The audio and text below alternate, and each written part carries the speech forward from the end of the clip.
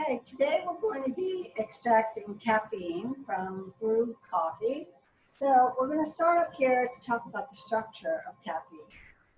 Throughout this course, one of our goals is for you to realize that the structure of these organic molecules actually conveys their properties on them. So it's important to first take a look at the structure of caffeine because it has some unusual qualities and properties to it, especially in terms of solubility, and that all has to do with the structure of this molecule. So here's our caffeine, and you've been working with functional groups in lecture class. So let's take a quick look at this molecule in terms of the functional groups. Here we see we have a amide and another amide. Here we have amines, and here as well. So we do have some unusual functional groups in this. These ring structures are not aromatic rings, so this is not an aromatic substance. Now, up here it says that caffeine is an organic base. At this point, you should understand what properties or what structure actually makes this a base. So we're working in chapter 3, talking about acids and bases, and this is an organic base. Perhaps not how you would normally think of a base, but this is what we see in the organic world as being a base. I'm going to draw in the lone pairs, and hopefully that will emphasize to you why this is classified as an organic base. In the organic world, it is the amines and the amides that are the bases that we're going to be looking at. And it is the lone pair on the nitrogen that allows this to accept a proton, and it is the Bronsted-Lowry definition of bases being a proton acceptor. So this is an organic base, okay, because of the nitrogen content, and they have lone pair electrons that can accept protons onto them.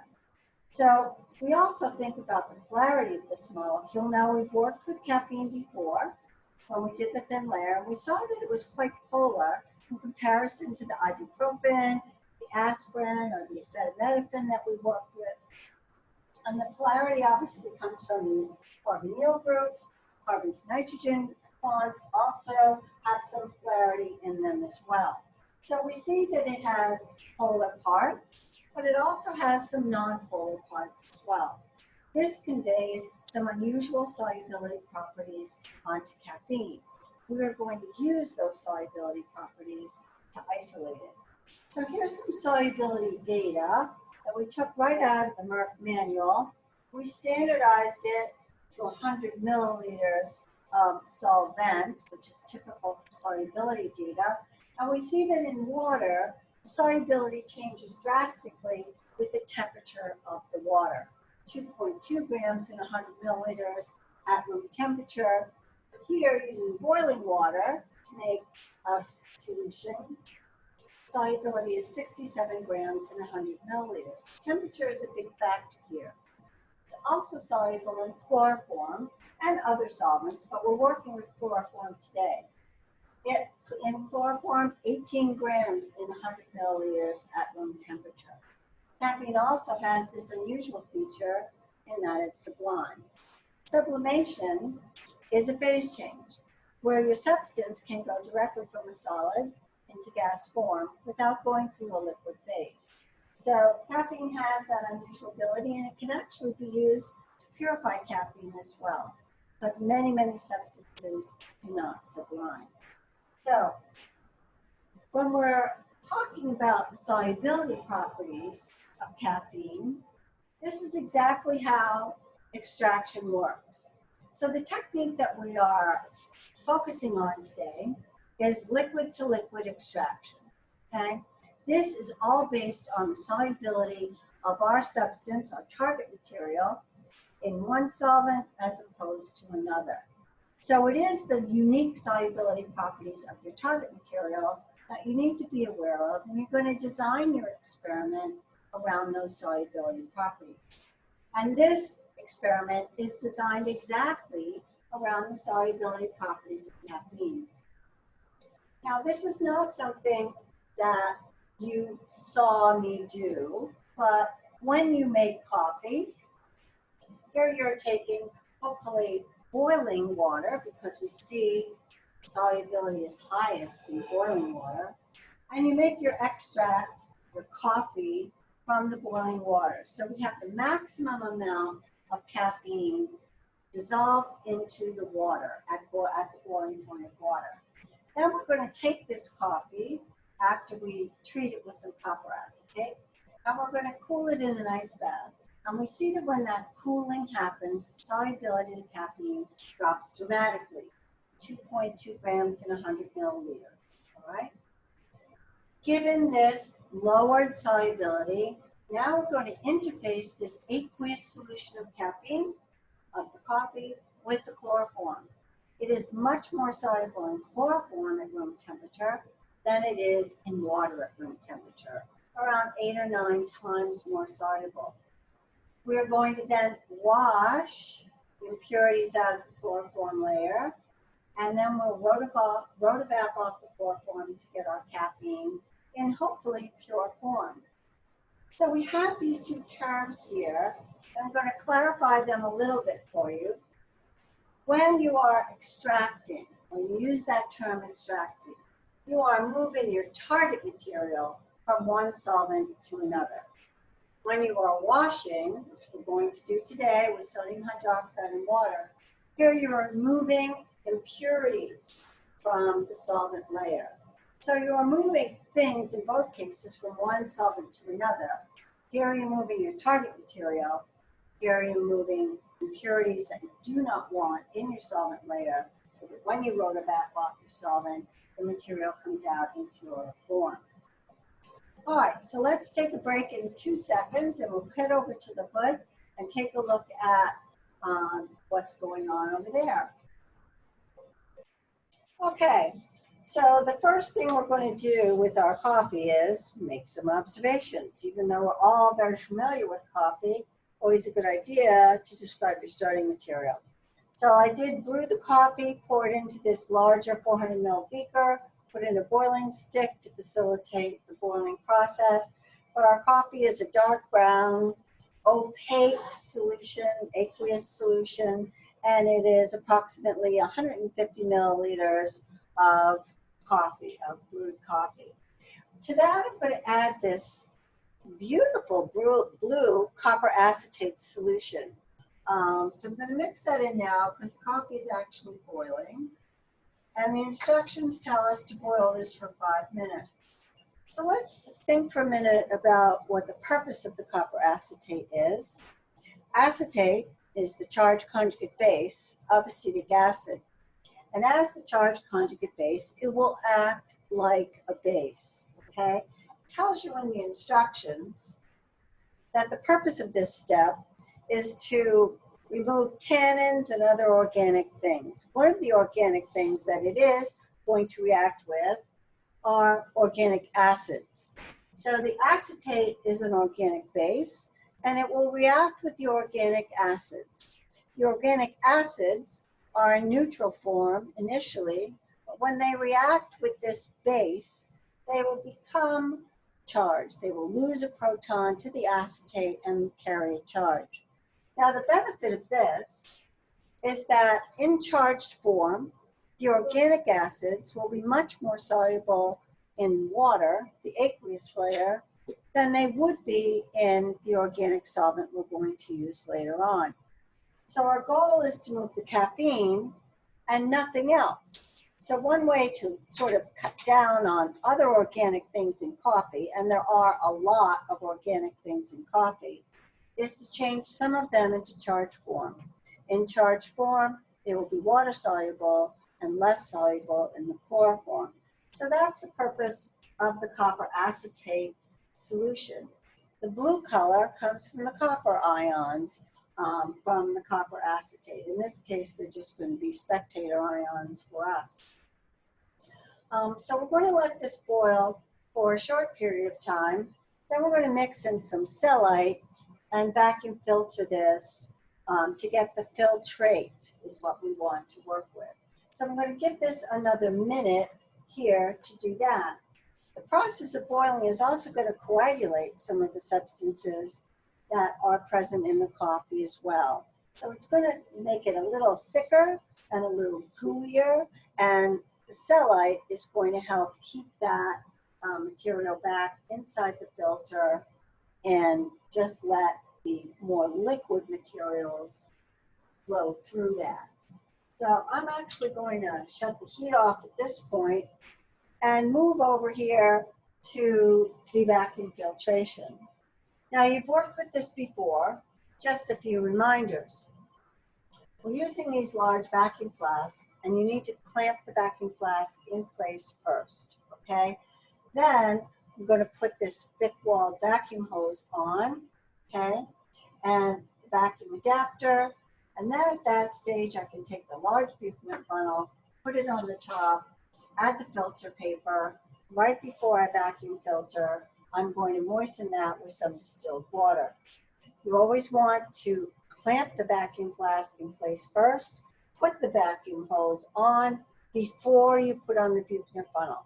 These Buchner funnels are very top heavy, they're ceramic, they'll fall off and break very easily, and they're actually quite expensive.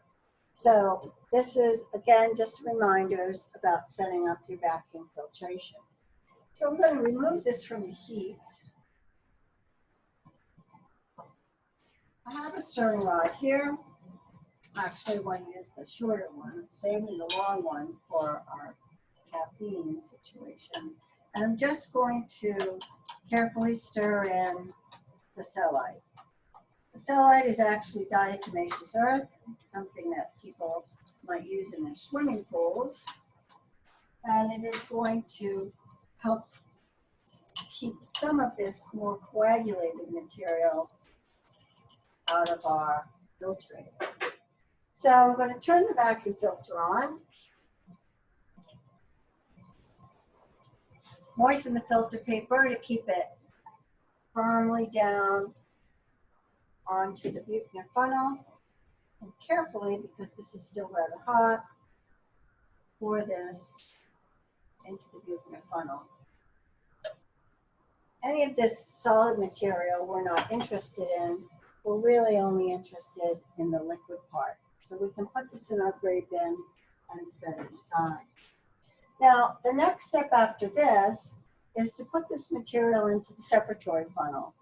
So let's talk a little bit about separatory funnels, because we actually haven't worked with them yet. So this is a separatory funnel. And when you first take your separatory funnel, there are two things that you need to do, okay? The first thing you want to do is you want to check the stopcock. So the separatory funnels have a stopcock, stem here, and you need to select a stopper that fits in your separatory funnel. You always want to check and make sure the stopper fits. Don't let go of the stopper, okay? Because if it's too small, it'll fall into the separatory funnel, and then it's really hard to get them out, okay? I say that from unfortunate experience. So the first thing you want to do when you collect your separatory funnel is you want to check the stopcock, okay? It should move with resistance. If it's too tight, like this one is, there's a nut on this side that you can loosen and tighten to adjust the tension or stiffness of this. It should move with resistance, but you should be able to move it without, exerting too much force. The second thing you want to do is to always close your separator, the stopcock, okay? Just so that when you go to use it and you pour things in here, all of your material just doesn't fall to the bottom. So we're going to put our separatory funnel in this three-prong clamp. You want to be able to move this in and out like this, so you don't want the clamp to be tight against the separatory funnel. And you always have a beaker underneath your separatory funnel, just in case something goes wrong, and therefore all your materials are not scattered all over your bench top. All right, let's take a look at this coffee solution, which is taking quite a while to vacuum filter. So let's increase some of the vacuum here. Now, the other thing we want to be concerned about is the temperature of this filtrate. I just took boiling coffee solution and put it through the Buchner funnel. going to need to chill this before I interface it with the chloroform. The chloroform and most of the other solvents are quite volatile. And if you put a hot liquid against them, they're going to completely evaporate. So we need to chill this down to room temperature before we can add it to the separatory funnel. And we're going to do that just by sticking it in an ice bath. This is taking quite a while to filter. So I'm just going to stir it up a little bit. See if I can encourage that filtration a little bit.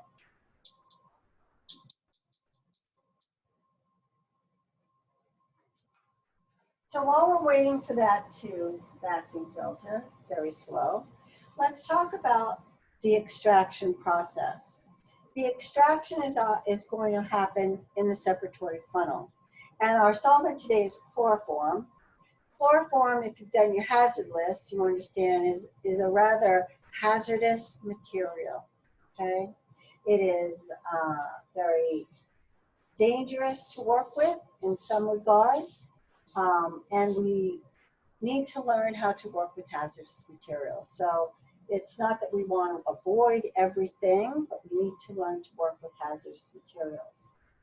Chloroform, in terms of a solvent, is a very dense solvent, okay? So when you're going to work with extractions, you need to know what the densities of your solvents are. Today we're working with a water solution in chloroform. Density of water is typically considered to be 1 gram per milliliter, even if you have things dissolved in it. But the density of chloroform is quite a bit higher than that, 1.35 grams per milliliter. And this has to do with the 3 chlorine molecules attached to the carbon. Chloroform is CHCl3. 3 chlorines make this a quite dense material. So in our extraction today, we can anticipate that the chloroform is going to be the lower layer. When you add 2 materials to your separatory funnel, they will layer themselves out based on density. When we're doing extractions, you also have to consider quality of the solvents that you're choosing. You must choose solvents that are not miscible with each other. Chloroform and water are not miscible with each other. For this reason, we never use alcohols in extractions when we're extracting out of aqueous solutions, because alcohols and aqueous solutions are miscible with each other. You cannot have miscible solvents when we're doing an extraction. So in the separatory funnel, they will layer themselves out based on density. So the chloroform today will be on the bottom, the lower layer, and the aqueous layer will be on the top. Initially, this will be very easy for you to figure out because the coffee is going to be darkly colored, and the chloroform initially will not be colored at all. It will be a clear, colorless liquid. However, in the future when we do extractions, the 2 layers will both be clear, colorless liquids, and you will not be able to tell them apart. Therefore, you must know, and know all the time throughout the extractions and the washings, where your layers are, and you know this based on the densities, okay? So let's take a look at our coffee. Still rather slow, but it's actually proceeding along here a little bit. So let's take a little break for a minute until all of this coffee gravity filter or vacuum filters through our Buchner funnel. Okay, so we've done the filtering. That took a little while. So let's take a look at our filtrate and make some observations. It's still dark brown. It does have a slight greenish tint to it, probably from the copper acetate, and it is somewhat clear, even though it's dark brown. So the filtrate is the part that we're interested in. And this is cooled down nicely to room temperature. I'm going to use my powder funnel to add things to the separatory funnel. It is very important that you keep this ground glass joint clean. Otherwise, when you're using the stoppers, it's going to get stuck and you're going to have a hard time getting these off. So when we're pouring from our filtration flask, a good tip is to put your fingers over here so that you don't end up pouring your material out this little bar. So I'm just going to pour this in. My separatory funnel, the stopcock is closed.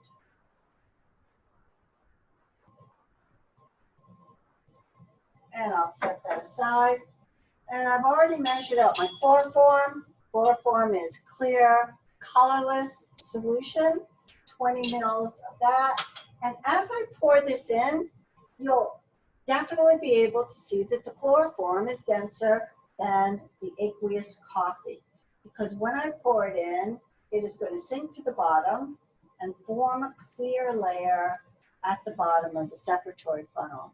So you can clearly tell that it is denser than the aqueous solution.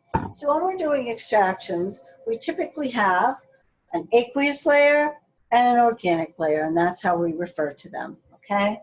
Here our aqueous layer is the coffee, and it's on this upper layer, and our chloroform is our organic layer, and it's on the bottom. So when we work with the separatory funnel, there are certain procedures or ways to handle this that work the best. I'm going to put the stopcock on, the stopper on, and notice that I'm going to hold the stopper on with my fingers, okay? And chloroform has some unusual properties in terms of it being a solvent, in that it can form emulsions. So when I'm doing the extraction, which I should just be doing in the hood, but I'm holding it out here so you can see it, we want to make sure that there's gentle mixing, gentle movement, because chloroform does have the tendency to form emulsions. So let's talk for a minute about what emulsions are. Emulsions are at the smaller particle level, the situation where one material is completely surrounded by the other substance. And therefore, it makes this sort of opaque, sort of pasty kind of mixture. Perhaps the emulsion you're most familiar with is mayonnaise. Mayonnaise is an emulsion. Chloroform has that ability to do that, so that we want to just use gentle rocking motions or very slight shaking motions to interface these two materials together. Periodically, I'm going to invert the funnel, open the stopcock, and release any built-up gases that may build up inside the separatory funnel. Chloroform is not that volatile, but ethers are particularly volatile, and you need to be venting the funnel. Otherwise, when you put this back in the clamp, the gases will build up to such an extent they can shoot the stopper right out of your separatory funnel. So notice that I'm spending a little bit of time doing this. This is the time for the extraction, okay? So let's think about what's happening and why, because this is the whole basis for this type of liquid to liquid extraction. So what we have happening here is I have caffeine dissolved in the aqueous layer, and it's at room temperature, which we already noted is the lowest solubility of caffeine in water, 2.2 grams per 100 milliliters. I'm interfacing this with chloroform. Chloroform at room temperature, the caffeine has a solubility of 18 grams per 100 milliliters chloroform, 8 or so times the amount in water. So this is the extraction part. What I've done is I've created two environments here for the caffeine, an aqueous environment on the top and a chloroform environment on the bottom. Because of the solubility properties of the caffeine, caffeine is more soluble in the chloroform than it is in the water. And when you give it the chance, it will move all by itself. When you interface these liquids, it will move all by itself from the aqueous layer and into the chloroform. It does that because it is more soluble in the chloroform than it is in the water. So this is the whole basis for extraction. Is my target material is more soluble in my other solvent than it is in the original one it started out in. Now, I want to focus on that word more for a minute, because that has important implications for us. I've just told you that the caffeine will move all by itself when you give it the chance from the coffee, the aqueous layer, into the chloroform because it's more soluble in the chloroform. However, it still has some solubility in the water. Therefore, we must understand that not all of the caffeine will move from the aqueous layer into the chloroform layer. A good portion of it will move because its solubility is so much higher in the chloroform, but not all of it moves. So we want to keep that in mind because it's going to dictate a couple things about our extraction and actually every extraction that we do from now on. It is not possible to move all of your substance from one solvent into another, typically, because in the original solvent that it was in, here water, it will still have some solubility in that solvent, okay? So we know that when we do extractions, it is going to impact our percent recovery or our percent yield because some of the caffeine will stay in the coffee layer. So when we take a look at our water layer, we do see that there are some bubbles in there or emulsions. The best way to deal with this is to take this really nice long glass stirring rod and using sharp, quick motions, break apart the bubbles.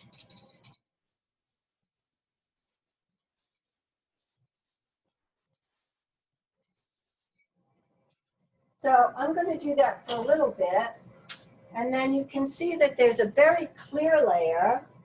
There's a layer of emulsions, and then I have my dark aqueous coffee layer. I'm going to move to an Erlenmeyer flask, open the stopcock, and I'm going to drain down the clear but slightly yellow colored chloroform. I'm going to drain that down until I hit the emulsion layer. Then I'm going to try to break up more of these bubbles. It often is easier to do that when the material is down in this sort of tight little section of the separatory funnel. So I'm going to try to get rid of some more of these emulsions, but I'm not going to spend a tremendous amount of time doing that because I'm going to leave the emulsions in the funnel and do another extraction. I'm going to set my original chloroform layer aside, and I'm going to add another 20 mils of the chloroform. Use my powder funnel, pour it in. Now this points out another aspect of extractions. So I'm going to repeat this process. Gentle mixing, gentle movements. So we just focused on the fact that not all of the caffeine will move out of the coffee layer and into the chloroform. Some of it remains in the aqueous layer, in the coffee layer. Therefore, I'm going to repeat the extraction because I can recover more caffeine if I repeat this process. One of the things that you can talk about and actually measure and work with numerically when it comes to extractions is something called the distribution coefficient or a partition coefficient. So what we're talking about here is when it has a choice between two areas, the caffeine will distribute itself or partition itself between these two solvents.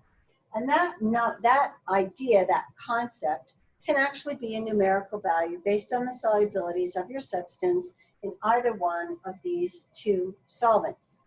So you can work with a number. It's called a partition coefficient or distribution coefficient. We won't work with that today in a numerical sense, but we will work with it in the sense of what does that mean in terms of my technique and my process. What it means for us is that every single time I interface this coffee layer with pure chloroform, the same proportion of material, here the caffeine, will move from the from the coffee layer into the chloroform. The same ratio of caffeine will move every time I do an extraction. Therefore, we almost always do multiple extractions because you will recover more of your target material. For example, say the first time I did my extraction, 3/4 of the caffeine moved from the aqueous layer into the chloroform. That means that 1/4 of the caffeine stays in the aqueous layer. If I repeat that process of extraction again, the same 3/4 will move from the aqueous layer into the chloroform layer. So in this case, if I have 1/4 left in the coffee layer, that means that 3/16 of my caffeine will now move into the chloroform layer and I can recover it. So doing multiple smaller extractions is going to give me a higher recovery of my target material. So again, I see that I have some emulsions in here. So I'm going to repeat this process of trying to break up these emulsions.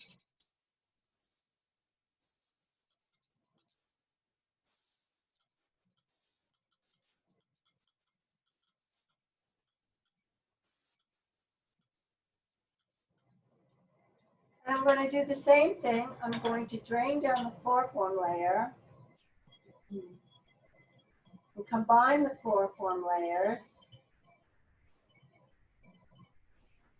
And I'm going to try again to get rid of some of these emulsions. What the emulsions are going to do is drag impurities into my chloroform layer, which I would prefer not to have. But I'm not going to spend a tremendous amount of time working on this. So for this second and last extraction, I'm going to drain all of the emulsions down into my chloroform layer. I'm going to take the whole thing.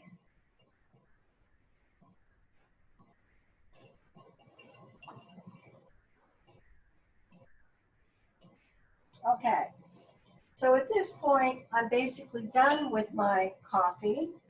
I'm going to pour it out into the beaker that I used to boil it with. And I'm going to put the chloroform layer back into the funnel. Now the chloroform layer, remember when we first started with the chloroform, it was perfectly clear, colorless solution. Now we look at the chloroform layer and we see that part of it is clear, but not colorless. It is an amber color and there are some emulsions on the top. Good to make these observations at this point because caffeine and chloroform would be perfectly clear and colorless. So I know that we have some impurities in our chloroform layer. Therefore, I'm now going to try and get rid of those impurities by doing a wash. So I have 10 milliliters of the 5% sodium hydroxide. Notice that it's clear and colorless at this point. I'm going to add this to my separatory funnel.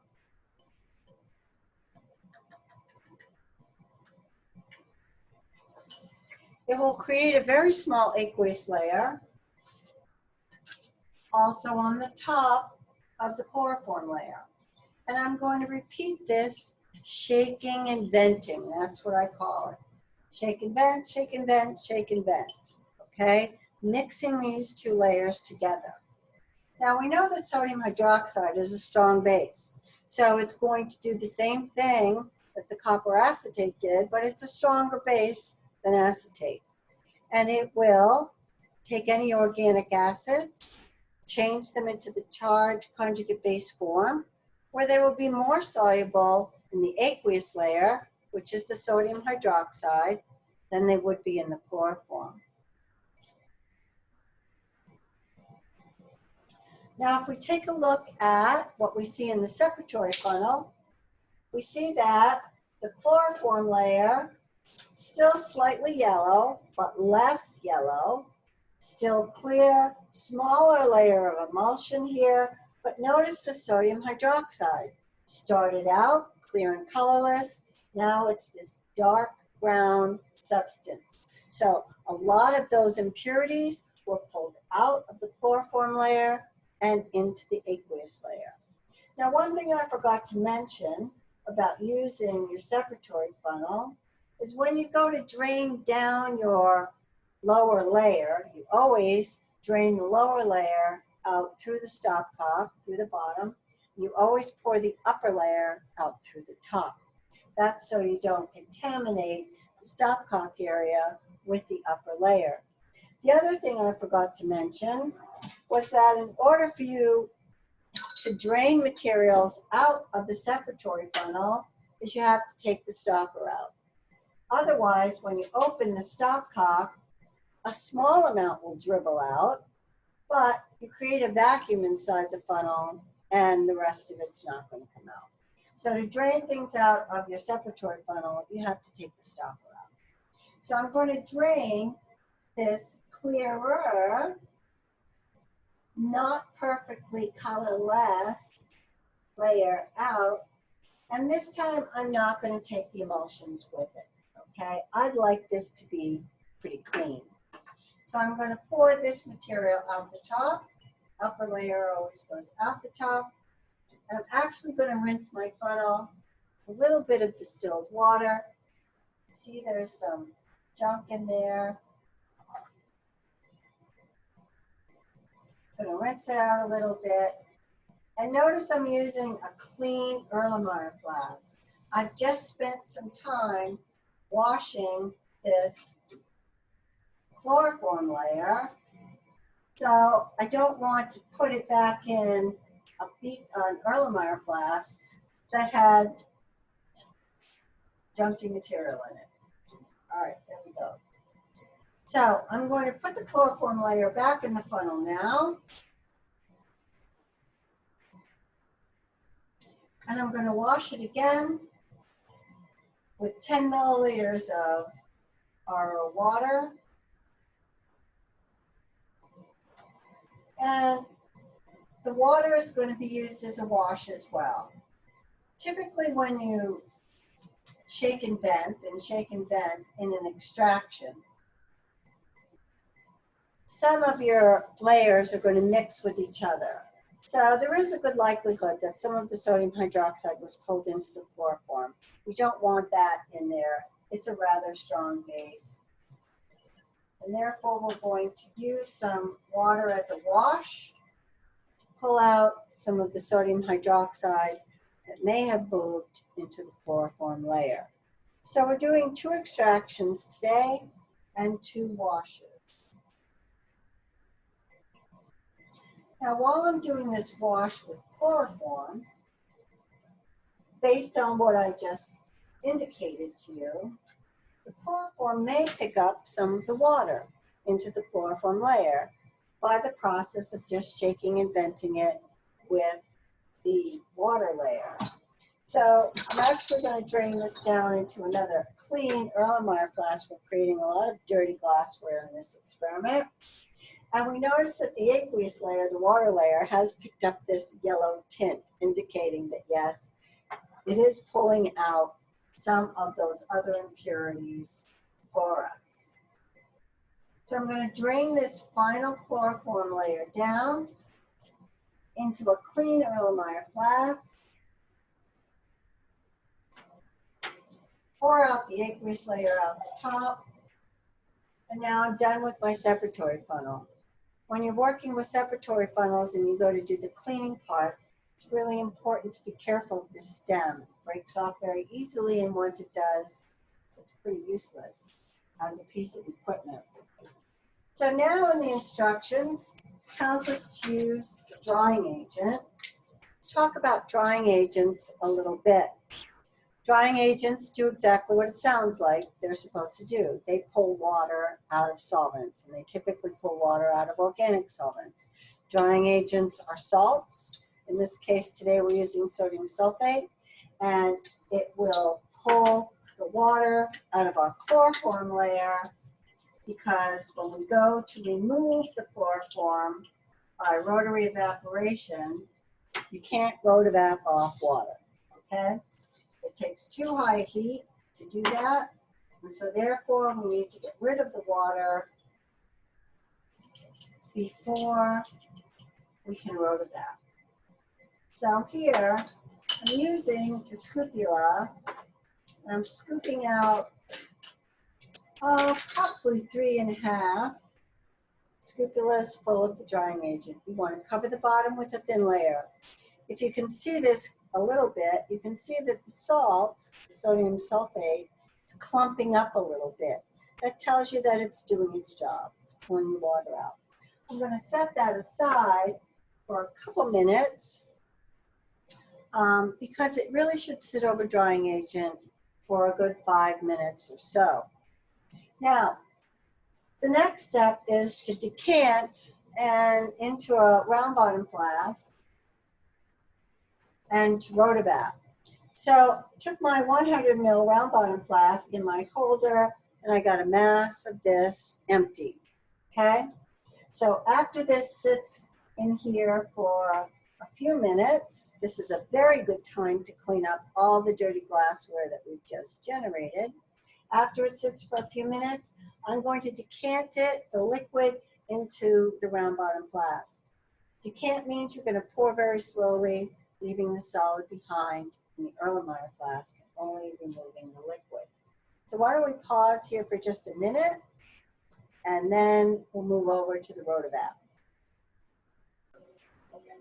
All right, so I've slowly poured our chloroform caffeine solution into the round bottom flask. Notice it is clear, but not colorless. So I can anticipate that there's going to be some impurities still left over in the caffeine. So it is a clear, slightly yellow solution. Now, you've probably all been excited about learning about this piece of equipment. These are rotary evaporators, also called rotovaps. They have one job, and that is to rotevap or evaporate off solvent. It may sound kind of simple, but it's very important when you're working in organic chemistry. And these do a great job of removing solvent, and it's typically your last step in your experiment. So these brown glass joints are designed to fit perfectly on here. So I'm going to slide this on. Use the keck clamp. The keck clamp, remember, has a smaller diameter and a larger diameter. Here, smaller diameter, larger diameter. You're going to put this on so it spans the joint, and that will hold your round bottom flask onto the rotavap. Okay, so I've got the pump running, the vacuum pump, and I'm going to close the vacuum here, and you can hear that change in the air movement here. And I'm going to push this button and start it spinning. It is important that you start the flask spinning before you put it into the water bath. So I have this water bath. This is heated to a temperature of about 40 degrees Celsius. I have this attached to a vacuum pump that is pulling reduced pressure through this system. And I'm going to lower my flask down into the water bath. So let's talk about how this machine works and how it's set up. So I have my solvent with my target material dissolved in it, down in a water bath, rotating and spinning, spreading a thin layer of this solution on the inside surface of my round bottom flask. This one's moving kind of fast. I'm going to slow it down. Then what's going to happen is I've pulled reduced pressure through this whole system. And we know that when you reduce the pressure in a system, liquids will go into gas form at a lower temperature, okay? So that's what we're counting on here. I've reduced the pressure in the system by the attachment to the vacuum pump, and it is causing the chloroform, my solvent, to go into gas form very readily. especially because I've increased the surface area by spreading it out in a thin layer on the inside surface of the ground bottom flask. Chloroform vaporizes and moves up here, goes into this chamber. Now this interesting looking thing is a condenser, okay? Inside, I have these coils that are filled with, ethylene glycol, antifreeze, which I'm chilling in this chiller, there's a reservoir in there, down to -5 degrees Celsius. So these coils are very cold, and um, the material is pushed through these coils and creates a cold surface. The chloroform vapors come and hit this surface, they condense back down to the liquid, and they drip down and they're collected in this flask here. The benefit of this is I can collect this solvent and I can hazardous waste it. In this case, chloroform is something you do want to hazardous waste. So in this process, what I see happening is my caffeine material is being deposited as a solid on the inside surface of my round bottom flask. Now this is not a reaction, this is not precipitation.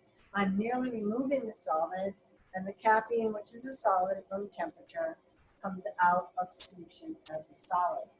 I'm going to wait until this stops dripping. That's a good indication of when I've moved off all the chloroform. In this case, it does tell you in the instructions to measure the mass of your round bottom flask with the caffeine in it so that it's below a certain value, because it often is difficult to tell by looking at it exactly when you've removed all of your chloroform. So I am going to let this go for a little bit of time, okay? So after this, I will bring it up out of the water bath, open the pressure valve, the vacuum valve here, otherwise I won't be able to get the round bottom flask off. So the pressures will equalize, then I'll be able to get the round bottom flask off. You always want to dry the outside round bottom flask so that the water doesn't add any mass to your round bottom flask. Then we'll take a mass of this, and then we will do a thin layer plate of our caffeine, plated against pure caffeine standard, so we can verify, confirm that we did isolate caffeine, and it will also give us an indication of the purity of the caffeine that we isolated. So this is just about done dripping, but I am going to give it another minute for it to do its job. So in the meantime, I already masked this empty, so let me give you the mass value of the empty round bottom flask. So the mass value of the empty round bottom flask is 83.360 grams. That's 83.360 grams. So we're going to enter that into your data sheets, and by subtraction, you'll be able to figure out the mass of the caffeine. Now, the calculations you're going to make with the mass value have to do with percent recovery. You're going to compare your recovery to a standard value for the amount of caffeine in brewed coffee, which is 25 milligrams per ounce. Now, we're going to get our mass values in grams, so you'll need to convert that into milligrams. The conversion is simple. You move the decimal point 3 places to give you grams to milligrams. We also need to convert our milliliters of coffee that we started with into ounces. So we began with 150 milliliters of coffee. In the instructions, in the data section, it tells you that 1 ounce is equal to 29.6 milliliters. So we will take 150 milliliters, divide it by 29.6 milliliters per ounce, and come up with 5.07 ounces. Then we'll take your milligram value that you calculated, divided by the 5.07 ounces, come up with the milligrams per ounce. And you will compare that by making a percentage to the 25 milligrams per ounce that we're told is pretty standard caffeine content for coffee. So those are your calculations. All right, I think we've let this rotavat for enough time. So the first thing I'm going to do is pick this up out of the hot water bath. I'm going to press this knob down to stop it from spinning. Then I'm going to open the vacuum and let this come to room pressure.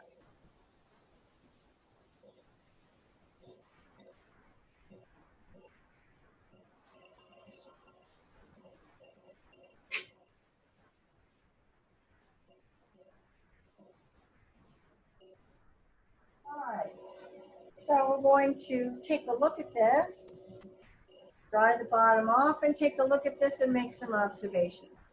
So I see that there's a fine white powder deposited on the inside surfaces of my round bottom flask.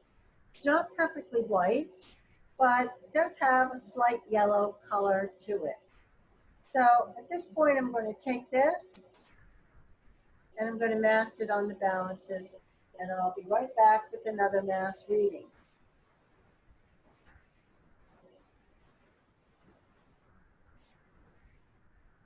Nope, not that one. In the hood. You want to make sure that we use the same holder that we did before, even though I'm going to zero out the mass of the holder.